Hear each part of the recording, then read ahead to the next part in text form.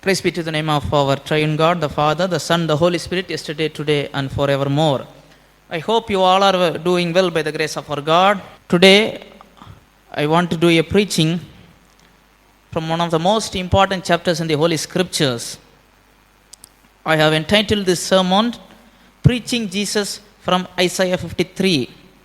First, let us turn our attention to the book of Acts, chapter 7, verses 26 to 38.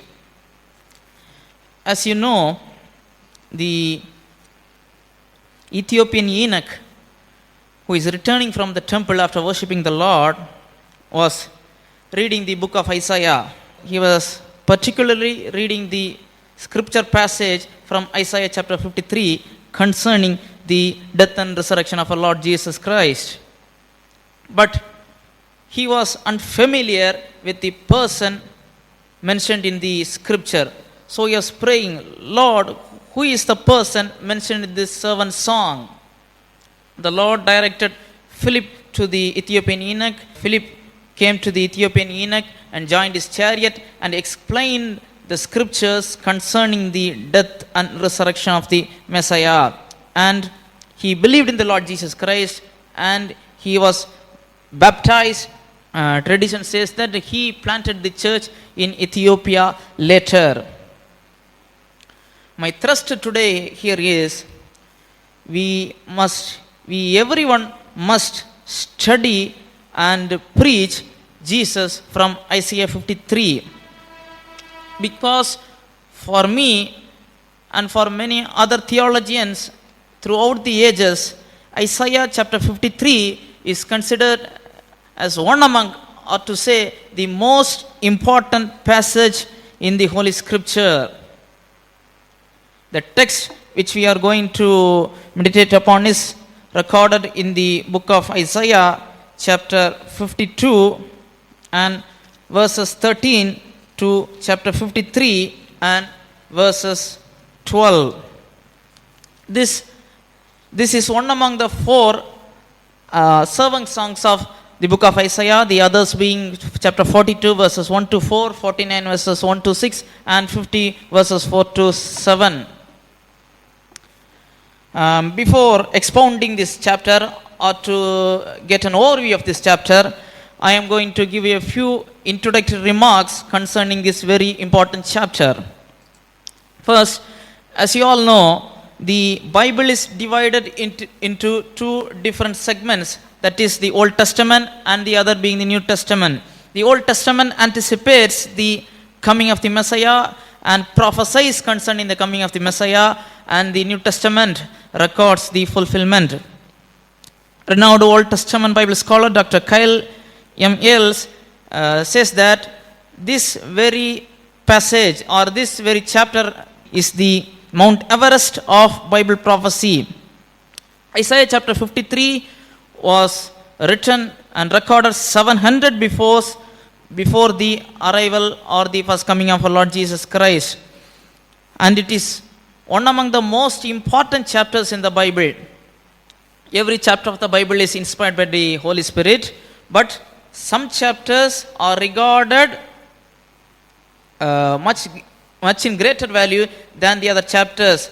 For example, Genesis chapter 1 and 2, the creation. Genesis chapter 3, fall. Genesis chapter 12, the call of Abraham. And 2 Samuel chapter 7, God promises a kingdom to David. And in the 1 Corinthians chapter 15, the truthness of the resurrection of Christ and the resurrection of believers. Ephesians chapter 1, our riches in Christ. And in the book of Revelation chapter 4 and 5, the church in heaven. And in 21 and 22, the new heavens and new earth. So many chapters are many important chapters among the Bible. But this Isaiah chapter 53 stood atop above the all other chapters because of its content. Because this is most startling, stunning and detailed prophecy in the Bible.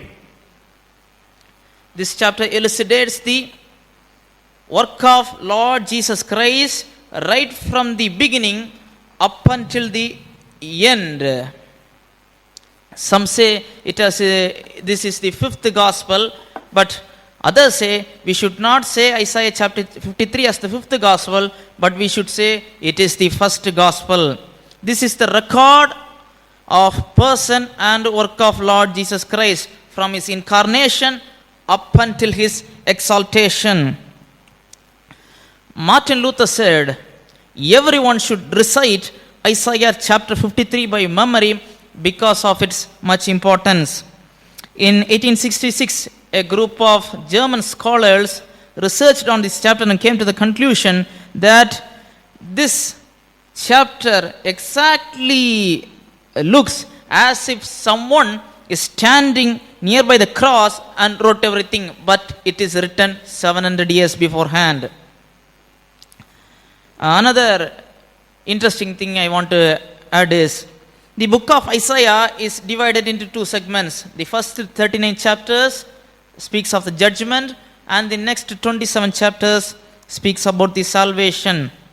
Just like the whole Bible is divided into two segments, 39 Old Testament, 27 New Testament. Isaiah was also divided into two segments. In the second part of Isaiah, that is the second 27 chapters, that is further divided into three segments.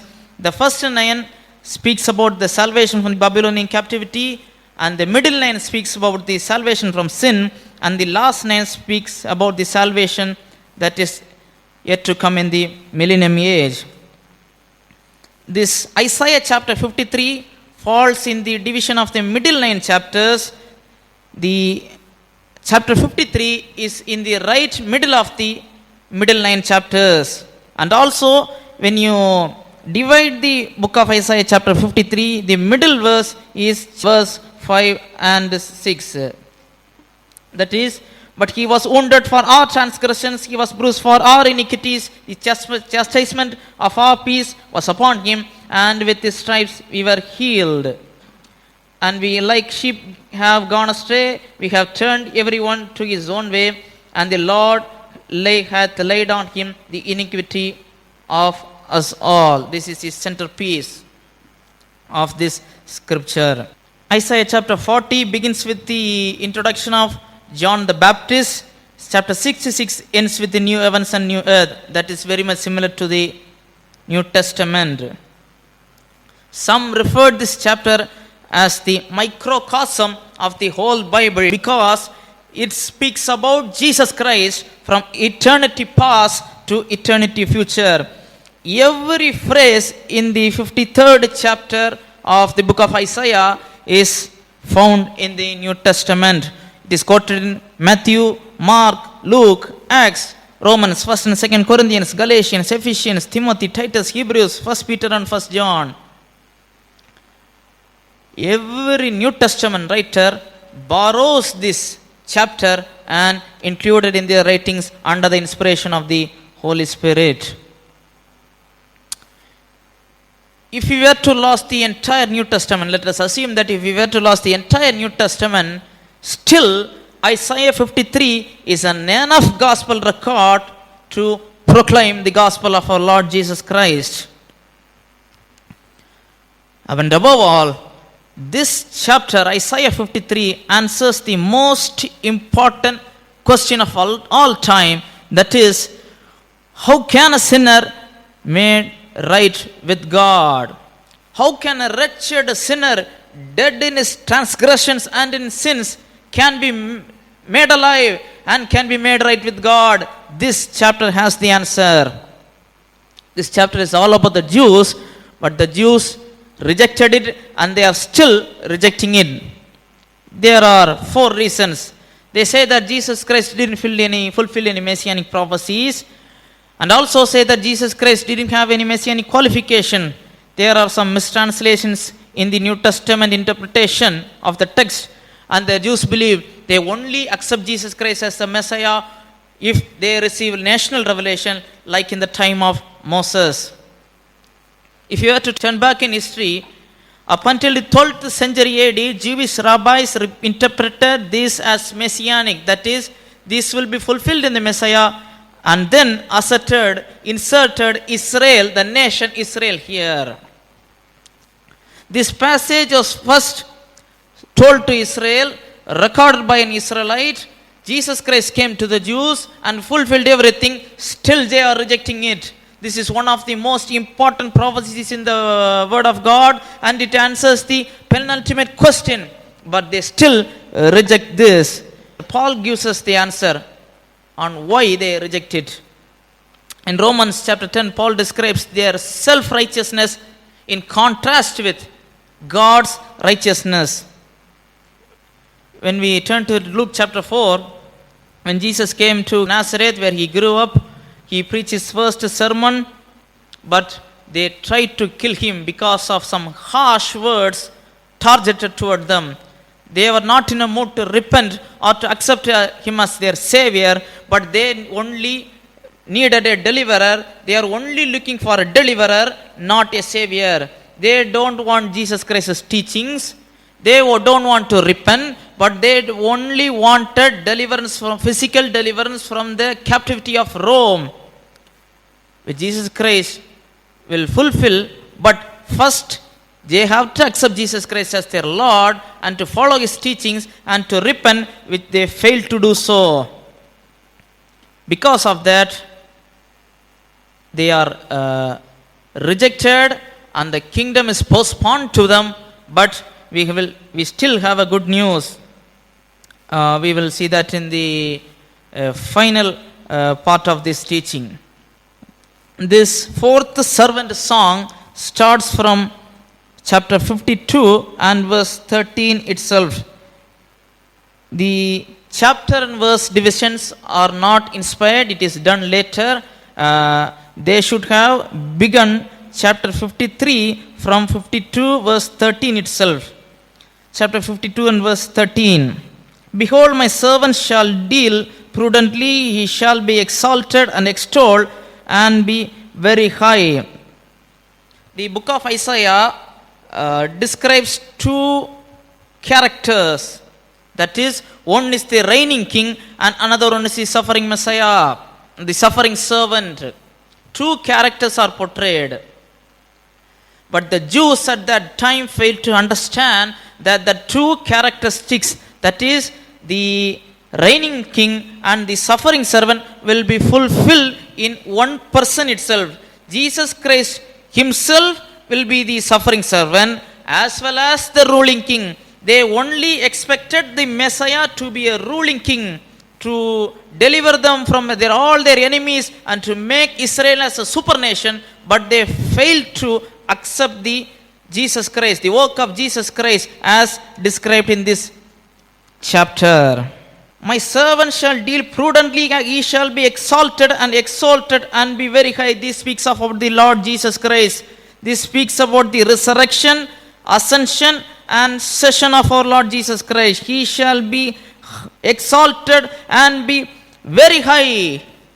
My servant, on one hand he is servant, and on the other hand it speaks of him being very high, that is being equal with God.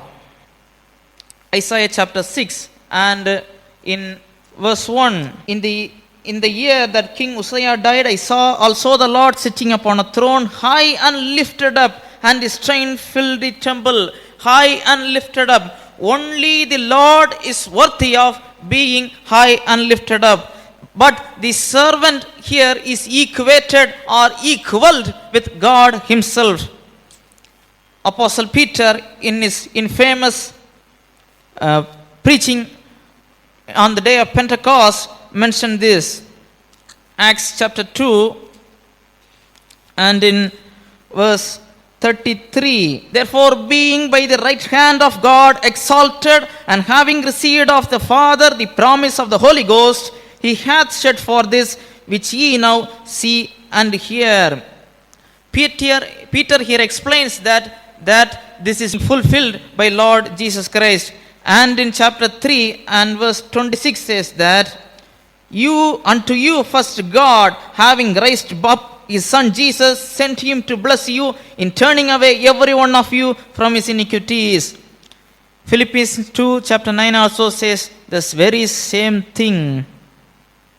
Before going into the torture and excrusion and pain for our behalf, the prophet first mentions of his liftedness. God will lift Lord Jesus Christ, will resurrect Lord Jesus Christ, and he will be high and lifted up. Three things: he will be exalted and extolled, he will be very high, my servant, but he is also God. Verse 14, as many were astonished at thee, his visage was so marred, more than any man, and his form more than the sons of men. This verse, first verse, speaks about the exaltation and the resurrection of Lord Jesus Christ, and in the next verse, this verse vividly describes the sufferings Jesus Christ went for our behalf. Jesus Christ suffered for us in a physical manner, in a social manner, in a mental manner, and also in a spiritual manner. Many were astonished at thee. Jesus Christ caused people to be marveled throughout his ministry, right from his birth up until in his ascension. When he was 12, the rabbis, the priests, marveled at the wisdom of Lord Jesus Christ. During the ministry of Lord Jesus Christ, people are marveled at him. His enemies were also marveled at him by his deeds, by his words, by his actions. And also in his crucifixion, people were marveled at him. Throughout his life, people were marveled at Lord Jesus Christ, astonished at thee. During his ministry, people were marveled because of the work of Lord Jesus Christ, but here in an opposite manner. Why are people marveled? Because his visage was so marred, more than any man, and his form more than the sons of man. Because of his physical torture, people are marveled at him. If he be the Son of God, how could he be crucified? How could he be tortured? If he be the king, because a signpost was posted above the cross of Lord Jesus Christ saying that he is the king of the Jews. If he be the king of the Jews, how could he be in this manner? They are marveled. God caused them to be marveled because God is going to do a miraculous thing, wonderful thing, marvelous thing, but not according to the choices of the people, but according to his vision will. Verse 15, so shall he sprinkle many nations, the king shall shut their mouth at him, for that which he had not been told, them shall they see, and that which they had not heard shall they consider. Why will they marvel? Then the prophet shifts to the future work of the Lord Jesus Christ. So shall he sprinkle many nations. The Hebrew word yasheh is used here. Why will people marvel? Because he will sprinkle many nations. He will cleanse the world from sin. Every Jew will know the real meaning of that, because in Leviticus chapter 4 verse 6 and 8 verse 11, 14 verse 7 speaks about the sprinkling work of the high priest to sprinkling the nation, to cleanse the people from their sins. This unlikely candidate, this harassed candidate, this tortured candidate, this unlikely marred candidate will do the work of the Lord, will cleanse not only one person, two person, he will cleanse the nations, he will cleanse the whole world. People will marvel at him. The king shall shut their mouth at him. For that which they had not been told, them shall they see, they shall consider. He will perform universal cleansing. They will be shocked at this. Is Jesus Christ going to do all these things? Is he the one to do all these things? In the first hand, Jews will be in an utter shock. God will certainly do that. God has done and God will continue to do that.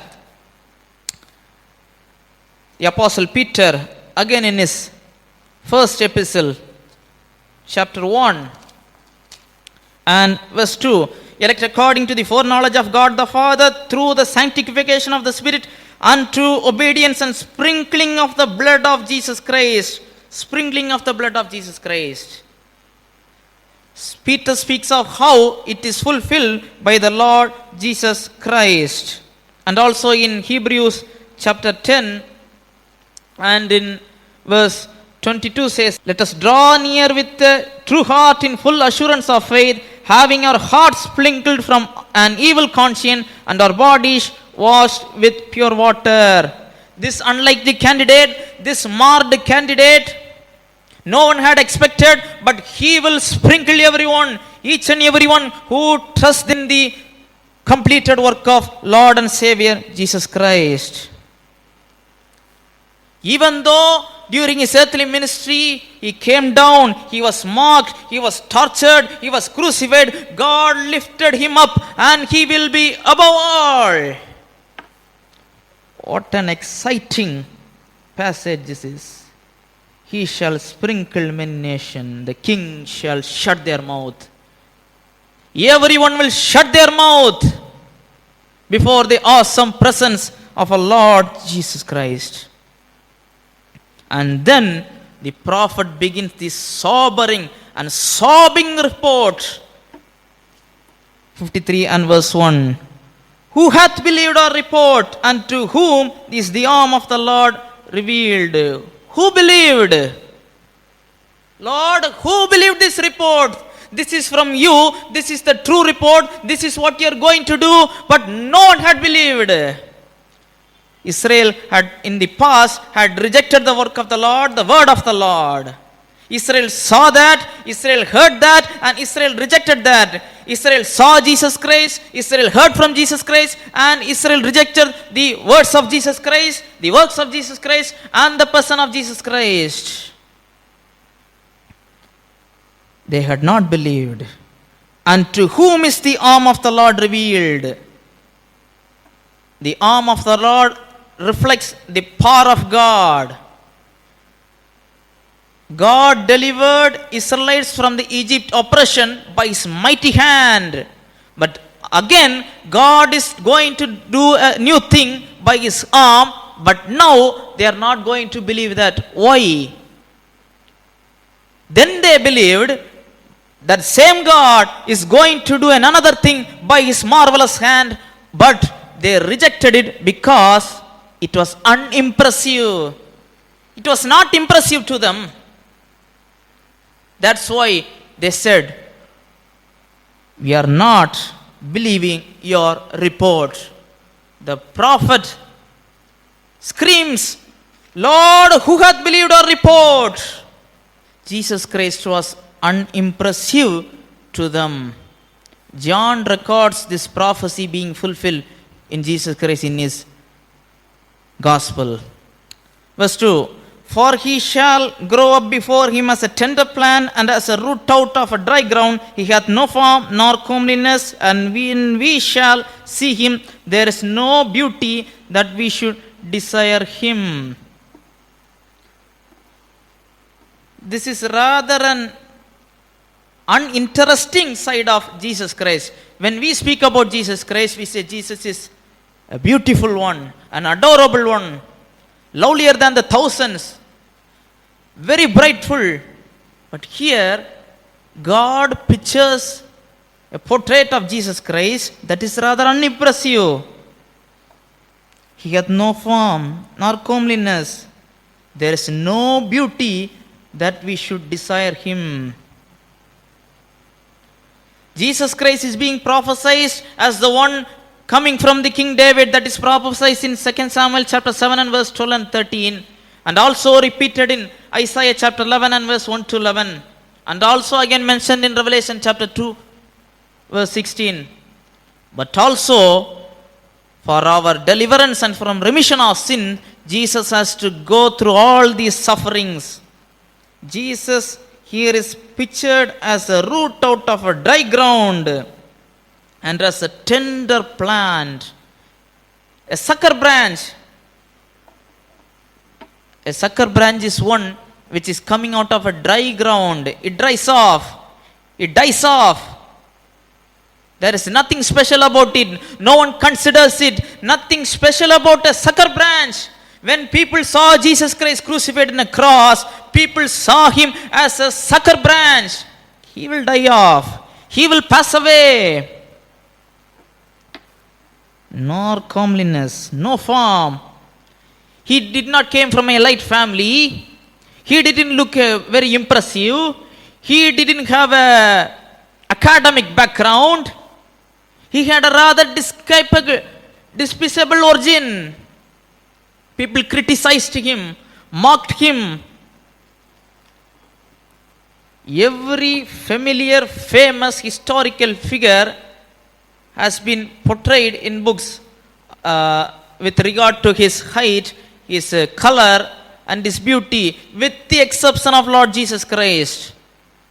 Nowhere in scripture and also in historical books, the height or the color or the beautiness of Lord Jesus Christ in his pre-resurrection mode was mentioned. We don't know how Jesus Christ looked like in his during his physical ministry in his first coming. But here it speaks about Jesus Christ when he was crucified.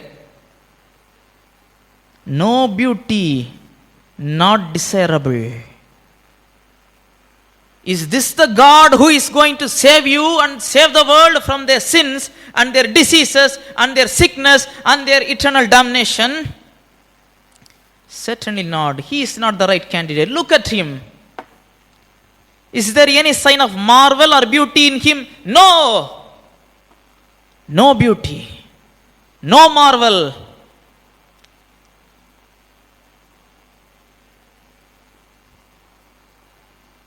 There is no beauty that we should desire him. If people were to choose their God with beauty, they will reject Jesus Christ because he didn't look so beauty in the cross. But he had to be made like that to save us, to rescue us, to deliver us from the eternal damnation. Verse 3. He is despised and rejected of man, a man of sorrows and acquainted with grief, and we hid as it were our faces from him. He was despised and we esteemed him not. He was despised of man, rejected of man. The man in Hebrew primarily speaks of leaders. The Hebrew leaders, in spite of accepting his rulership, accepting his kingship, rejected him. He is not our king. Only the Roman emperor is our king. He was rejected, and not only rejected, he was despised. No one mattered him. This speaks about the time of the crucifixion of our Lord and Savior Jesus Christ. During the crucifixion of our Lord Jesus Christ, no one mattered him, because in his earthly ministry, he didn't roam with very elite people. He didn't side with the Pharisees or Sadducees or in top class people. He chose people from the marginal background. He chose fishermen. 7 out of 12 disciples are fishermen. The others were uneducated Galileans. The only Judean person was Judas Iscariot. He betrayed him. Despised. That is being considered worthless. A man of sorrows. Jesus Christ is pictured here as the one being filled with sorrow. Sorrow of what? Today many people are being filled with sorrow. Sorrow of not earning much money. Sorrow of not gaining much pleasure. Sorrow of pleasure going away. Being filled with sorrow again and again for worldly things. But why Jesus Christ is filled with sorrow? It is because of the grief of cross. The grief of shouldering each and every sin of every human being. That is a sorrowful thing. It is not an enjoyable thing to suffer in the cross. Suffer for another person. Not an enjoyable act. This is a sorrowful act. We hid as it were our faces from him. In John chapter 3 and verse 20 and 21, the Bible says that they hid their faces. They avoided light because when people came to Jesus Christ, their utter darkness and dark side was exposed. Rather than being exposed, they feel we should run away, we should escape from him, or else he will report us of our mischievous acts, of our evil heart. One day a Pharisee came to Lord Jesus Christ named Nicodemus. Lord, Rabbi, God is with you, or else you cannot do these marvelous things. Jesus didn't say, I am much very pleased with you, I am very enjoyed, you are the first one to spot that. Jesus said, you must be born again. It prickled him. What, I was born, I am an Israelite, I am a Jew. What was the need for me to be born again? No. Unless and until you are born again in the kingdom of God, there is no room for salvation. You may be a Pharisee, you may be educated in the law, you may be a teacher, you may be a rabbi. Nothing matters for God. To Jesus Christ, this does not matter. Jesus saw the heart of the people only, which God can do. Man only sees your face, but Jesus Christ sees your heart. When people came to the awareness of this thing, they hid their faces. They ran from their light. They did up until he was crucified. We hid as it were faces from him, and we esteemed him not. We did not give a respect to him. The Jews called Jesus Christ Yeshu, meaning let his name be blotted out. And also they called him Tului, that means hanged one. They tried to eliminate the name of Jesus Christ from history and disregard his name and disregard his character, and to make false charges and accusations against him. But nothing stands against Jesus Christ. Verse 4, surely he hath borne our griefs and carried our sorrows, yet we did esteem him stricken, smitten of God, and afflicted. The people came to a false conclusion. When Jesus was wounded, when Jesus bore our griefs, carried our sorrows, what did we think? He was smitten of God and he was afflicted. The Jews said, see, you said no, you said, I and the Father are one. The one who sees me sees my Father. I am the Lord of Sabbath. They tried to stone him. No, they are saying, see, you had compared yourself with God the Father. You had compared yourself with Jehovah. That's why you are suffering. That's why you are crucified. That's why you are smitten. But the prophecy records here, surely, that is assuredly, verily and verily, he hath borne our griefs and our sorrows. Jesus Christ grieved in the place which we were to grieve. Jesus Christ sorrowed in the place which we were to mourn. Jesus Christ did for our behalf, for each and every person in this whole world. But most of the people, what are they concluding? God is meeting you. God is punishing you. False conclusion. Oftentimes, we are coming up with false conclusions. Be aware to make such false conclusions. In his life, Jesus Christ dealt with sickness, and in his death, he dealt with our sin.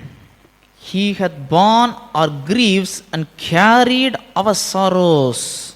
What an awesome verse. But the people falsely concluded. Verse 5. But he was wounded for our transgressions, and he was bruised for our iniquities. The chastisement of our peace was upon him, and with his stripes we are healed. The only verse which is often mentioned in evangelical circles, in churches, or by preachers is this very one verse. That only one phrase. And with his stripes we are healed. We are healed. In his stripes we are healed. We are healed. We are healed. Without knowing the context, without knowing the meaning. He was wounded. He was bruised. He was chastised. He was wounded. That is, he was pierced with nails. That is the fulfillment of Psalm 22. Psalm 22 vividly portrays how the Messiah will be crucified and will be facing an excruciating and torture death. Bruised. He was crushed. Crushed by what? Crushed by the weight of sin of each and every person. Jesus Christ did not commit any sin in his life. The only person who had proven his unsinful life, a non-sinful life, a holy life, was none other than the Lord Jesus Christ himself. He told his enemies right before them, "Who can charge me that I am a sinner?" No one else has the courage to ask this very question, not to enemies but to our very good friends even. But why Jesus is suffering here? Why is God doing that? For our transgressions, our iniquities. The transgression means that is sin. Transgressing means violation of God's moral and ethical standards, that is committing sin. God is here punishing Jesus Christ for the sins which you and I are committing. Iniquities, perversions. We perverted from the Lord. We perverted from the ways of God. But God had punished Jesus Christ.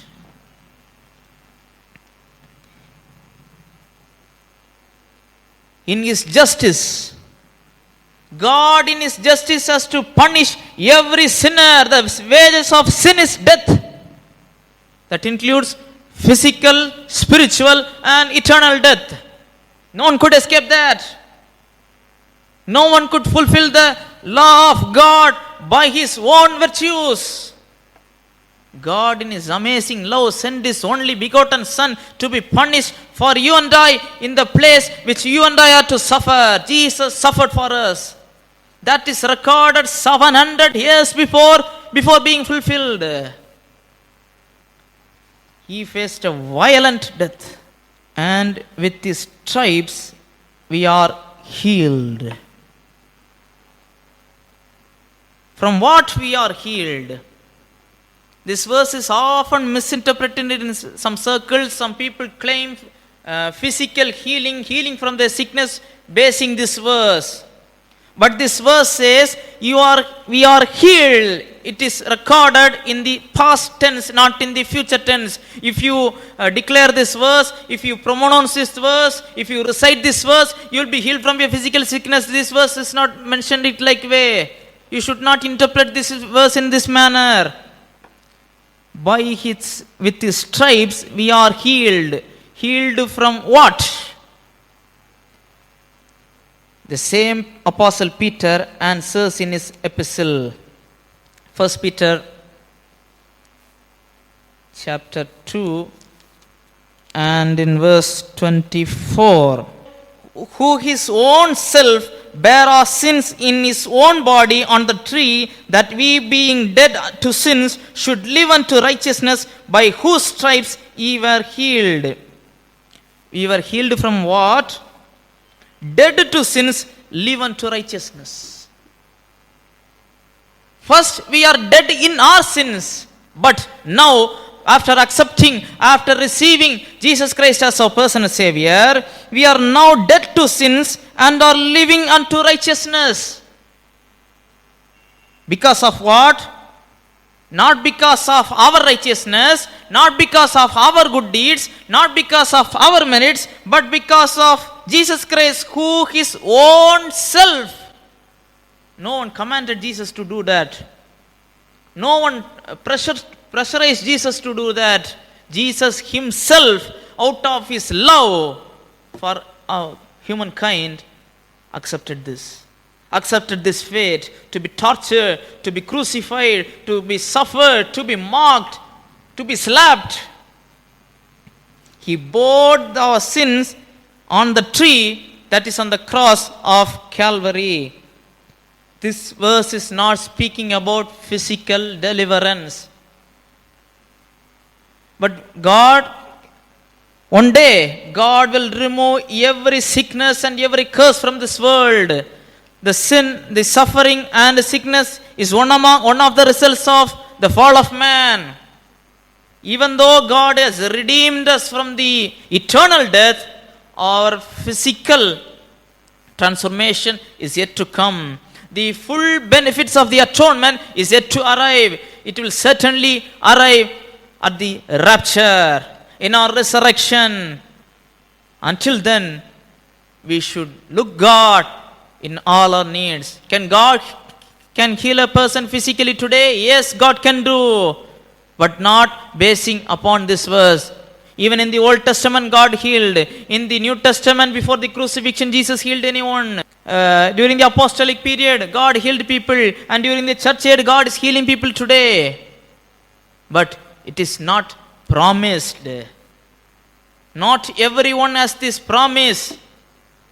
But to dead to sins and to live in righteousness, everyone can claim that promise by accepting Lord Jesus Christ. That is what this healing refers to.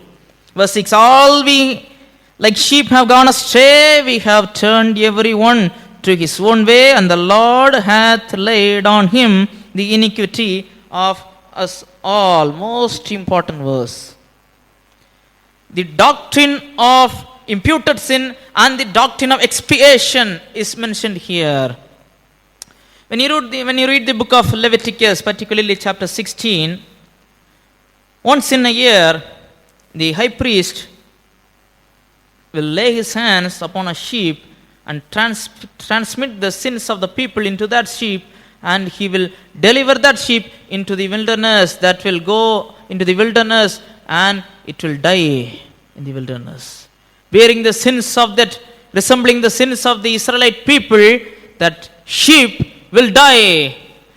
That is a prefiguration, a typology of the work which Jesus is to perform in the future. That is what Jesus did in the cross of Calvary.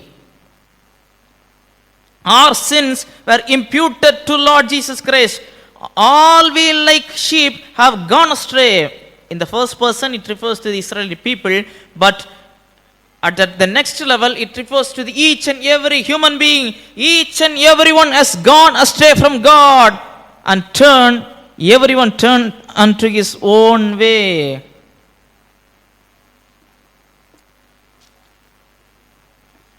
If you look at sheep, it is actually a short-sighted being. It does not see anything else. It only sees next clump of grass. Where is the grass? The next clump of grass. It goes on and goes on, looks for that and looks for that and looks for that. and eventually it falls in a ditch, or it is captured or victimized by wild animals and killed. That is the fate of the sheep. It knows no one else, nothing else. It sees nothing else. Only thing it sees is the clump of grass. It is a short-sighted being. Just like that, each and every human being carried away by their lust are running and going in their own ways, turning into their own ways. By their birth, they are born as sinners. By their birth, we are born as sinners, and we are making choices to commit sin. But God, we had turned astray. But the Lord hath laid on him the iniquity of us all. Jesus Christ didn't die as a martyr. Jesus Christ didn't die as a social worker. Jesus Christ didn't die as a terrorist. Jesus Christ died in the place of you and me. Jesus Christ died for you and me in the place you and I were to suffer. This is recorded in Leviticus chapter 16, and Apostle Paul clearly mentions this doctrine. 2 Corinthians chapter 5 and verse 21. For he hath made him to be sin for us, who knew no sin, that we might be made the righteousness of God in him. The divine transfer took place at the cross. He knew no sin. There is nothing of sin found in Lord Jesus Christ. No sin. No room for that. But he hath made him to be sin for us. Why? We might be made the righteousness of God. His credit is transferred to us. Who are the justified people? Who are to be called as holy ones? The ones who are accepted the Lord Jesus Christ as their personal Savior and have received the imputation from Jesus Christ. They are the ones who are to be worthy of called as saints and holy ones and righteous people, because Jesus died for us. Jesus Christ shouldered the sin in the cross for us. This is the ministry of reconciliation. 1 Peter chapter 2 and verses 22 to 25 speaks about in a great manner. Who did no sin, neither was guile found in his mouth. Who, when he was reviled not again. When he suffered, he threatened not, but committed himself to him that judgeth righteously. Who bore his own self, bare our sins in his own body on the tree, that we, being dead to sins, should live unto righteousness, by whose stripes ye were healed. For ye were as sheep going astray, but are now returned unto the shepherd and bishop of your souls. He is writing to the Gentiles. That includes you and me. Jesus Christ did this for you and me. He suffered an excruciating death. He was crucified.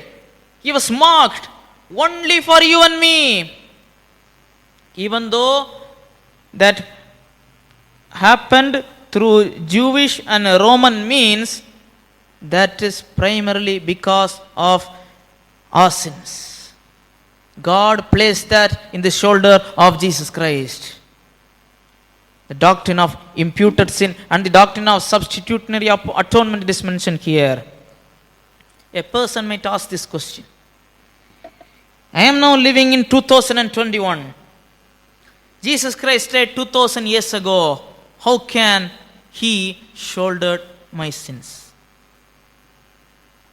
The answer is, Jesus Christ as an infinite person had an infinite capacity to bear infinite transgression of infinite persons. No one else could be qualified. That's why the second person of the Holy Trinity himself came down and took himself as a form of a man, added unto himself a human nature, so that he could bear our sin. No one else could do that. But Jesus can do, because he is an infinite person. He is outside the boundary of time and matter. Do you want to escape from the judgment of the Lord, judgment of hell, judgment of the wrath of God? No way. Trust in the finished work of Jesus Christ. Verse 7. He was oppressed and he was afflicted, yet he opened not his mouth. He is brought as a lamb to the slaughter, and as a sheep before her shearers is dumb, so he openeth not his mouth. Here the prophet, through the inspiration of Holy Spirit, is making an analogy of a shearing sheep. If you are familiar with sheep, it often grows its hair or its wool. Its wool is filled with full of a substance called lanolin that prickles that. The more and more the wool grows, that is like a torture to the sheep. But there is no one to rescue. Only a shepherd can shear it and rescue it from its burdens. Just like that, he opened not his mouth. When a sheep is brought to by the shepherd for shearing, the sheep will respond to that, and it will allow easily, because it knows by shearing it will be freed from the burden. But not every time the shepherd takes it for shearing. At last one time he takes it. The sheep believes that he is going to shear it, but the truth is he is going to kill it. Every time he is going to shear it, he shears it and is freed from his burden. But at what last time it believes, oh, he is going to shear me. He is going to relieve me. I am not going to open my mouth, but he will kill him. He will kill the sheep. Just like that, he was oppressed, he was afflicted, he opened not his mouth. He is brought as a lamb to the slaughter, and as a sheep before her shearers is dumb, so he openeth not his mouth. Staggering. Jesus Christ never opened his mouth in defense before Caiaphas, Annas, or before Pilate. If he wanted to defend himself, Jesus said, if I just ask the Father, he will send me 12 battalions, 12 legions of angels. One legion equals 6,000 people. 12 legion equals 72,000 angels. But I am going to remain silent, as like a sheep taken away for slaughter, because for the remission of our sins. Only if Jesus remains silent, we will be freed from our sins. So Jesus kept silent. In the world, we can see two groups of people. The innocent sufferers scream about innocence. The classic example is Job. Job screamed, Lord, why are you doing this? What have I done? Which sin I have committed? I have made my covenant with my eyes. But why? On the other hand, the guilty sufferers scream for forgiveness. Psalm 32 and Psalm 51. David screamed, Lord, cleanse me from my sins. Do not take away the kingly anointing from me. Forgive me. Even though Jesus was innocent, Jesus remained silent. He never opened his mouth, because for the remission of our sins. He said, Father, let your will be done. The Father's will is to rescue you and me from the ditch, from the sins. There is no other way. So Jesus has to go through this. Verse 8. He was taken from prison and from judgment, and who shall declare his generation? For he was cut off out of the land of the living. For the transgression of my people was he stricken. He was cut off of the land of the living. Here is the first time this chapter mentions the death of the Lord Jesus Christ. He was cut off, taken away. Technical terms for trial and sentencing. Cut off. First time his death is mentioned. Even though by the Jews and through Romans this was being done, the reason behind this is God the Father. The verse 10 mentions that he was taken away, taken from prison and judgment. He was cut off. For whom he was cut off? For the transgression of my people was he stricken. Jesus was cut off. Jesus died so that you and I may live, you and I may prosper, you and I may live for eons and eons, for ages and ages in a blissful manner in heaven. For the transgression of my people. My people not only refers to the Jewish people, but to the whole world. 1 John chapter 2 and in verse 2 says, and he is the propitiation for our sins, and not for us only, but also for the sins of the whole world. Propitiation for the whole world. The remedy is found in Jesus and in Jesus alone, and not in anyone else. No one else. For our transgression he was stricken. Who shall declare his generation? As a result of this, there will be a great generation emerging that cannot be declared, that cannot be said by mouth.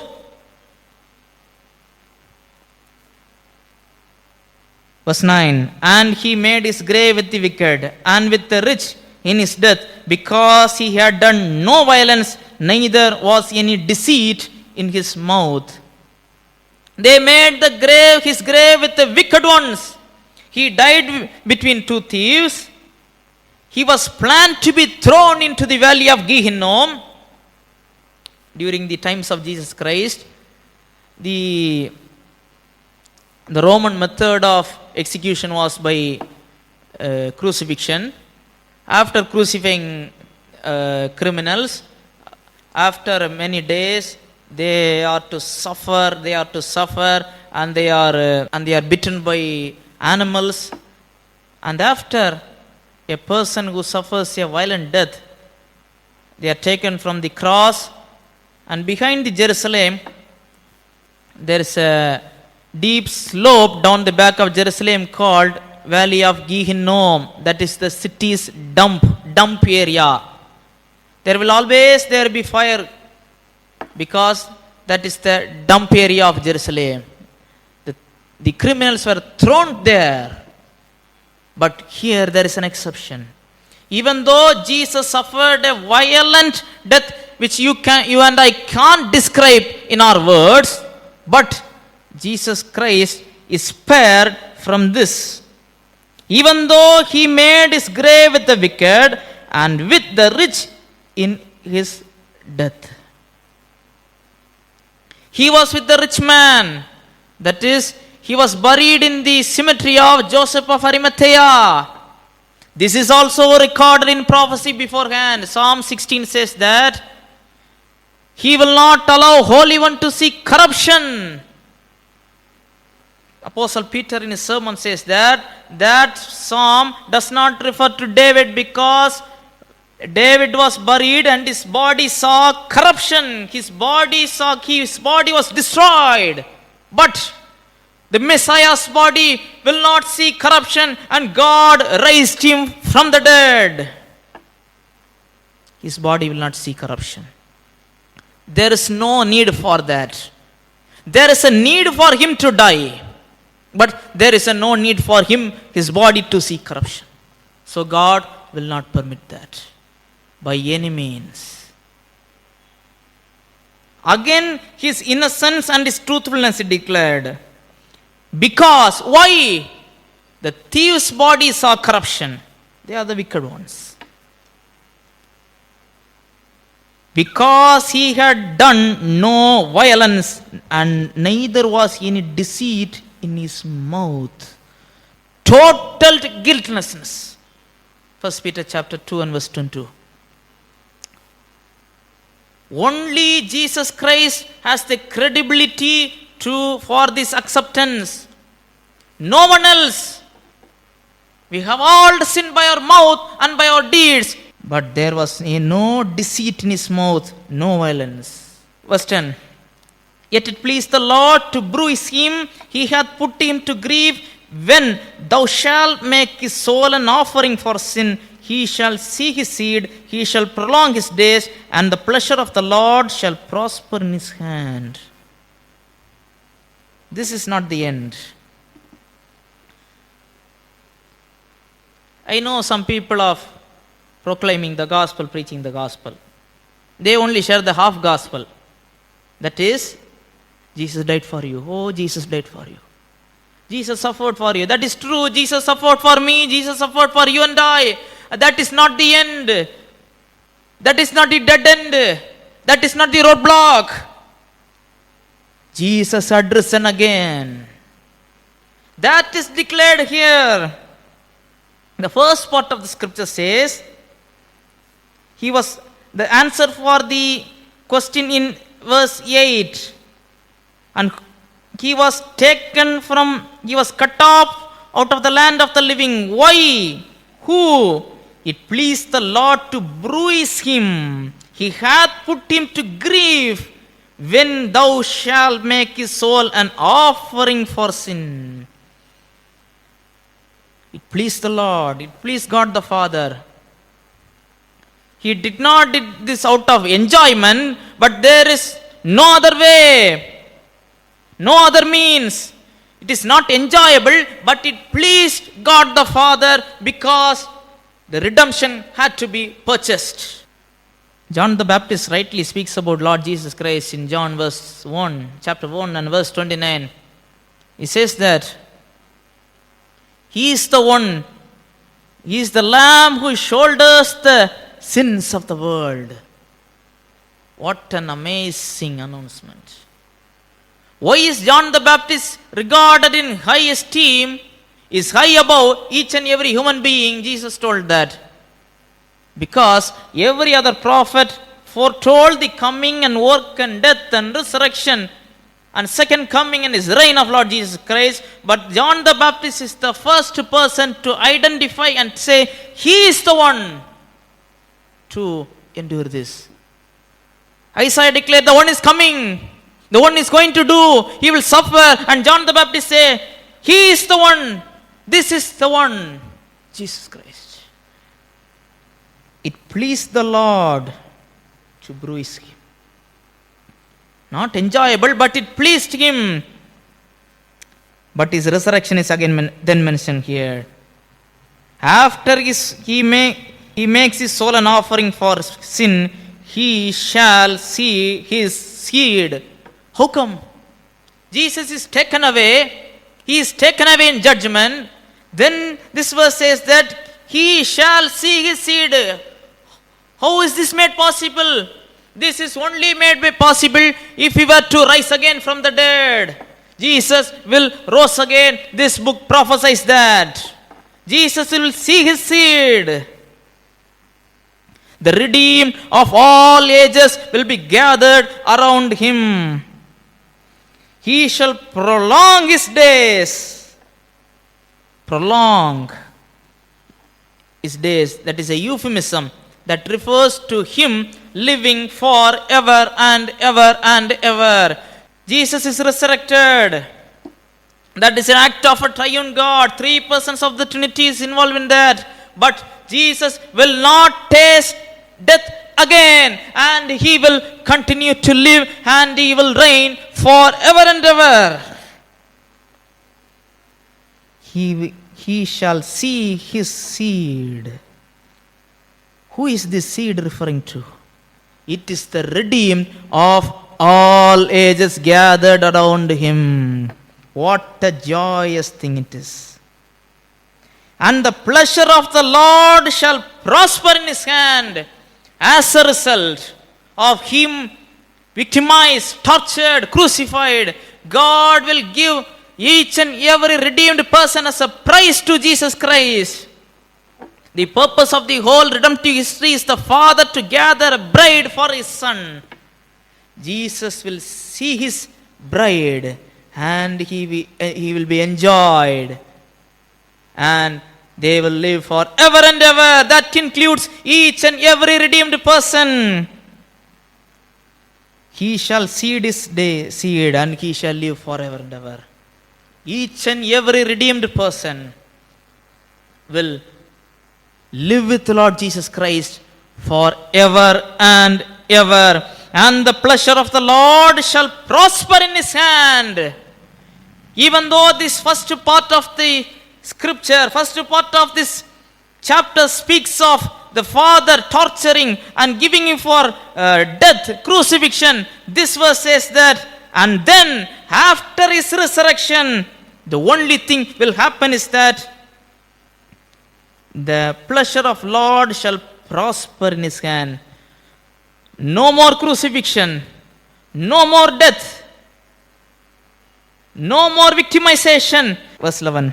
He shall see of the travail of his soul and shall be satisfied. By his knowledge shall my righteous servant justify many, for he shall bear their iniquities.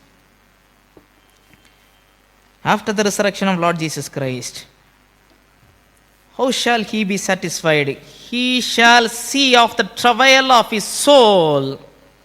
He will look back of what he has done for us, and he will be satisfied on seeing us. What a marvelous thing. On one hand, we are satisfied, we are enjoyed, we are blessed by receiving Jesus as our Lord and Savior. On the other hand, Jesus is also satisfied in we gathered before him. In we loving him, when we serving him, he is satisfied. That is a victorious one. He will look back along with his God the Father. Because he had done for the whole world. By his knowledge shall my righteous servant justify many, for he shall bear their iniquities. Who shall justify? By his knowledge shall my righteous servant justify many. He will justify many people, because he had bear their iniquities. He bore our iniquities. Who will be justified? Only those who had received the imputation or the remission of from their sins by the work of cross will be justified. Because he shall bear their iniquities. He will justify many. The Apostle Paul in Romans chapter 5 and in verses 18 and in 19 elucidates this great truth. Therefore, as by the offense of one judgment came upon all men to condemnation, even so by the righteousness of one the free gift came upon all men unto justification of life. For as by one man's disobedience many were made sinners, so by the obedience of one shall many be made righteous. One man's sin, whole world is condemned. One man's righteousness, whole world will be blessed.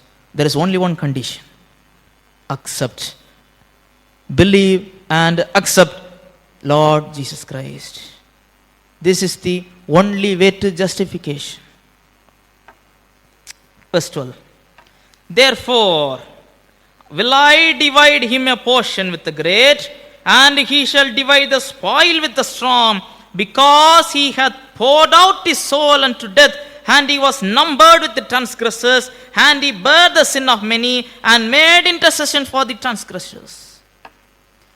Exaltation of Jesus Christ. I will divide him a portion with the great. He shall divide the spoil with the strong. This is the inheritance from Father to the victorious general Jesus Christ. Spoils were given. This is speaking of military terms. Victorious ones getting spoils. With whom Jesus Christ will divide the spoil. Jesus Christ is going to divide he will be dividing the spoil. That is what this prophecy says. With whom he will divide the booty from redemption with believers. He will share the benefits of his resurrection with believers. What an amazing thing. He had not only lived for us, not only died for us, not only risen for us, and he continues to guide us, and he continues to intercede for us. He will divide the booty. In what ways? Ephesians chapter 1 speaks of many blessings, spiritual blessings. That is the result of his death and resurrection.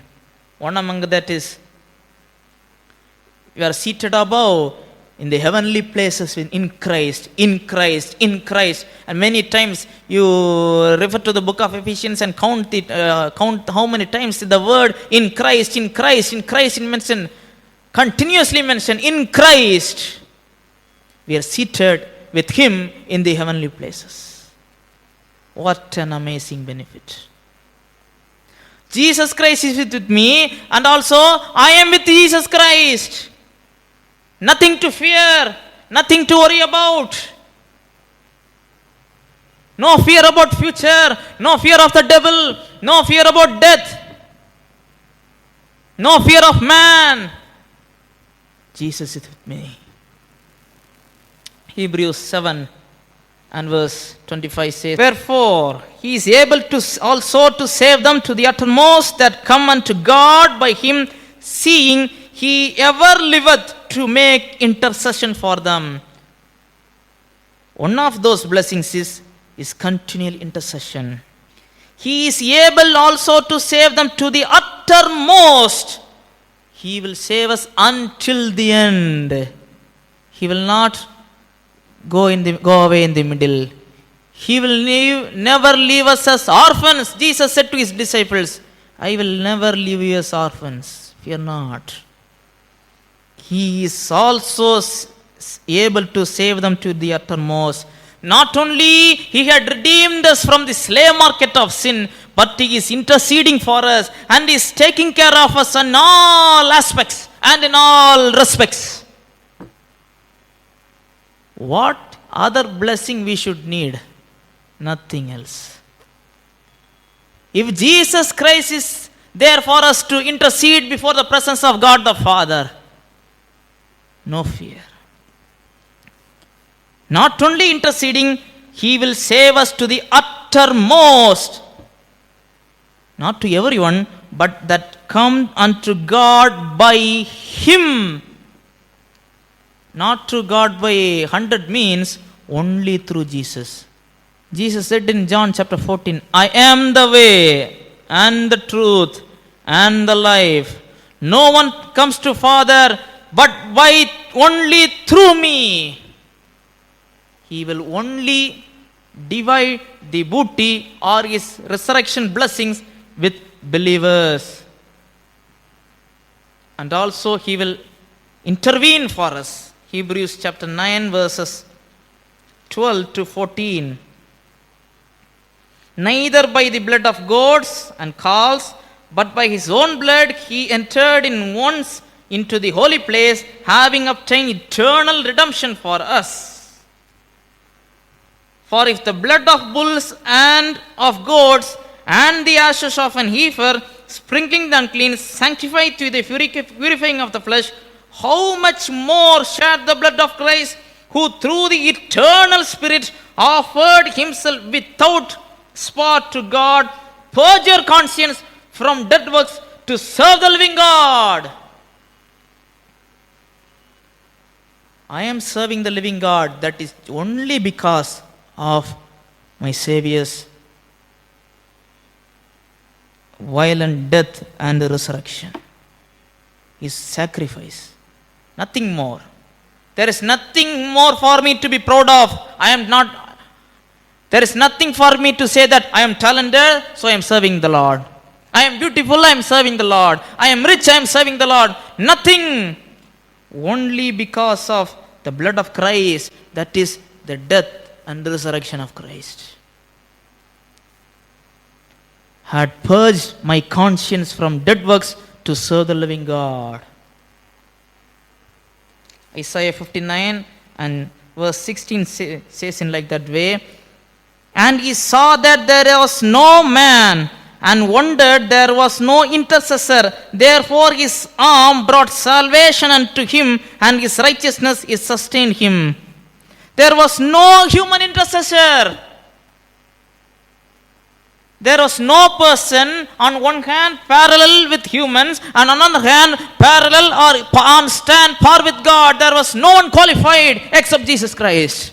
So he had done in the first place. No guru will save you. No karma can redeem you. The only one can save you from your sins and your sicknesses and from your evil is none other than the Lord Jesus Christ.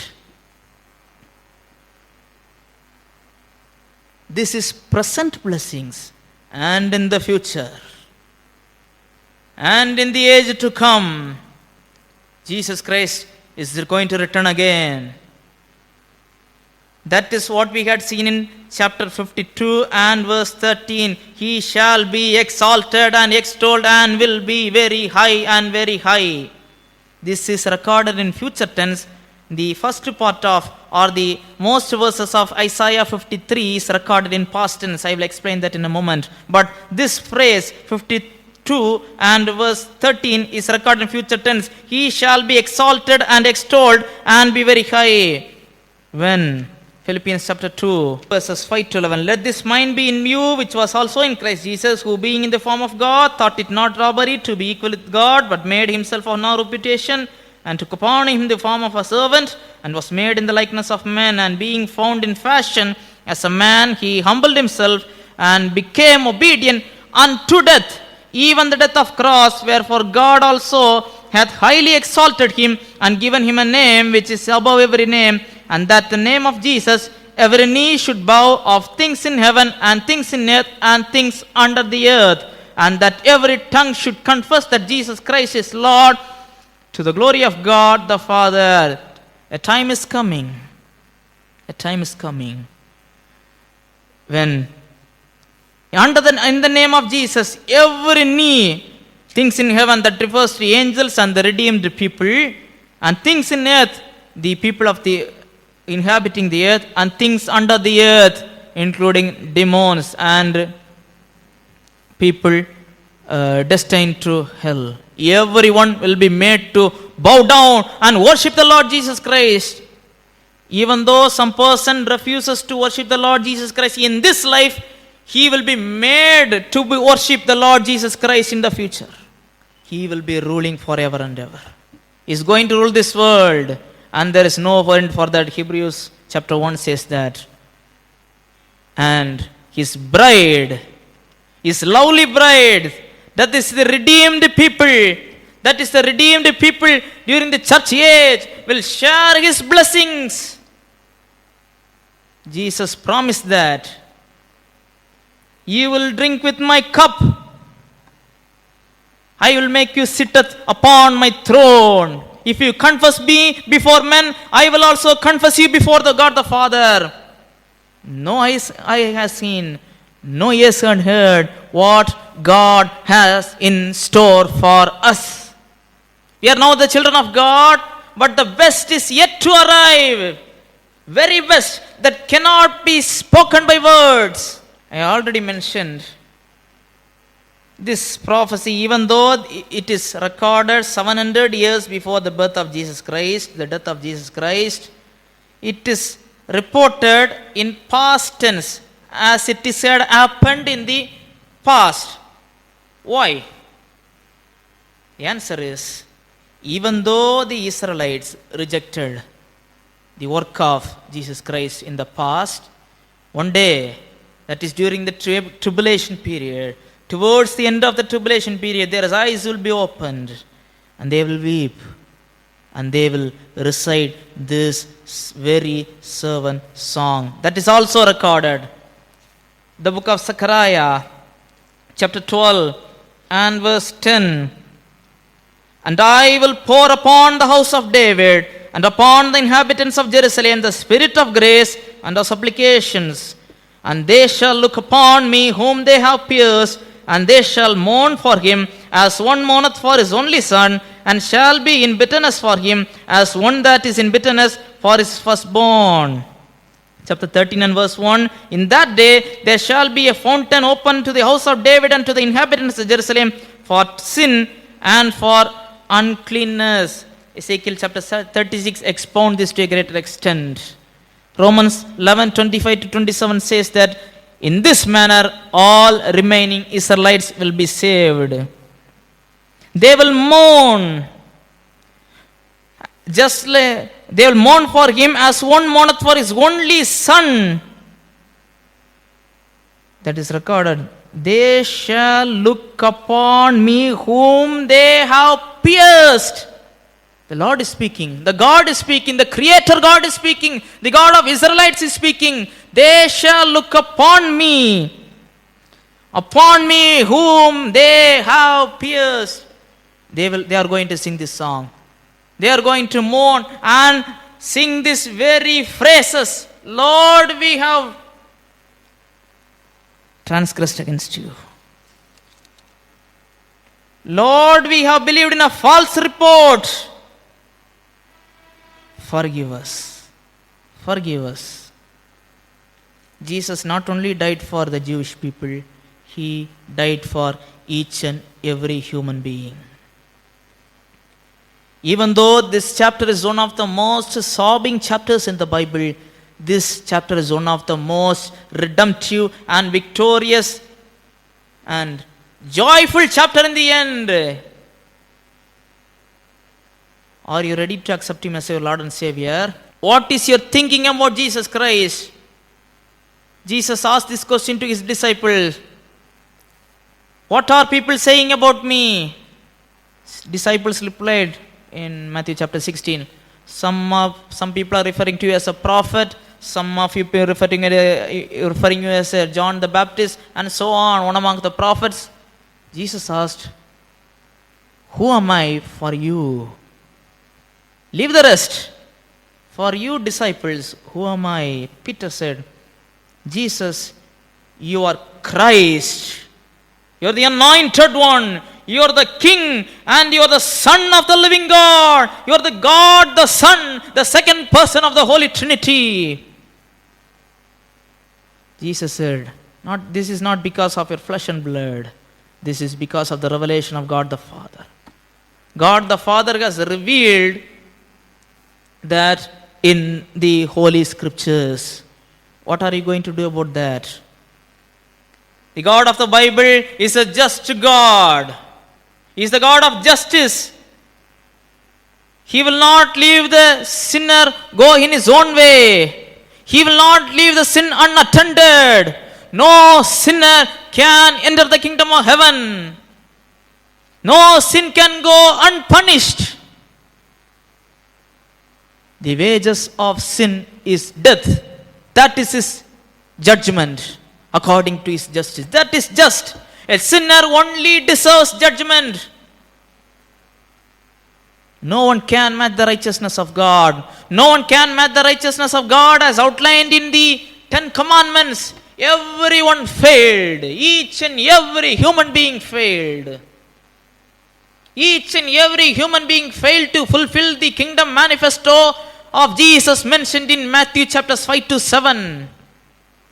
In any one of those aspects, each and everyone failed. What is the result? Death. Physical death, spiritual death, and in the end, eternal death. This is the justice of God.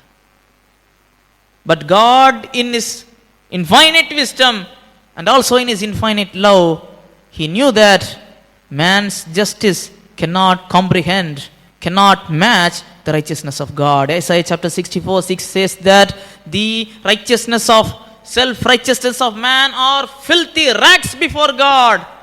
Whatever you may do, nothing matches. You cannot cancel your sin by feeding the poor people. You cannot cancel your sins by touring around the world and is going in a spiritual tour, going to every spiritual place. You cannot cancel the sin. God knew that. So God in His amazing wisdom had made a provision in the first place. He first loved the human race. That is what John 3:16 says. For God so loved the world that He sent His only begotten Son, so that people should not perish but have everlasting life. So sin has to be dealt with. The love of God also should be made manifest. How come this be made possible? There is no one else that can fulfill, that can fit in the shoes to this task. That is Jesus Christ. Jesus did the same thing. Jesus came into this world, and when the right time came, the Father placed the whole sin of the whole world upon the shoulder of Jesus Christ and punished Him on our behalf. And His guilt offering was accepted, and He was resurrected, and He ascended, and He is sitting in the throne of God the Father and is waiting for His return. Each and every one in this dispensation who places his trust upon Lord Jesus Christ will be saved from the eternal damnation. The credit of Jesus will be transferred to him. Jesus will say, you should not punish him because I shouldered his sins. He confessed that and he accepted me. I am closing this sermon with two references. One is John chapter 1 and verse 12. But as many as received him, to them gave he power to become the sons of God, even to them that believe on his name. Believe on Lord Jesus Christ. Nothing else. You will be saved. John chapter 3 verse 36. He that believeth on the Son hath everlasting life, and he that believeth on the Son shall not see life, but the wrath of God abideth on him. That is recorded in present tense. Present tense. He that believeth on the Son hath everlasting life. Believeth not the Son shall not see life. The wrath of God shall abide on him. I believed in the Lord Jesus Christ. The wrath of God is removed from me. I became a child of God. I hold the heavenly citizenship. But whoever rejects, whoever disgraces the Lord Jesus Christ will be put to shame. Don't see Jesus as the one only to be mocked, only to be scorned. Don't see Jesus only in light of Isaiah 53. Jesus went all the sufferings because to redeem you and me. He had gone to the great extremes which we can unthink of so that you and I may live. So let us revel on this magnificent chapter during these days. Let us memorize this chapter and let us read this chapter again and again. We by no means could repay this to Lord Jesus Christ, but we can live for Him. We can praise Him, we can love Him, we can worship Him, we can proclaim Him.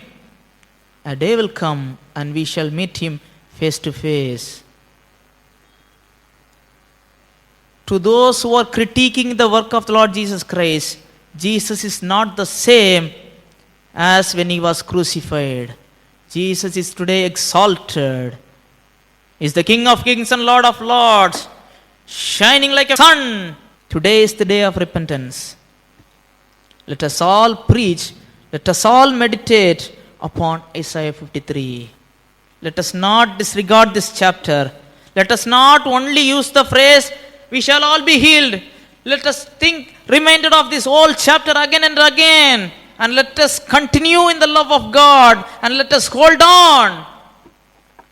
And let us live for God in the days to come. May the Lord bless you all and keep you all in His goodness and mercy. Until then, God bless you all. Amen.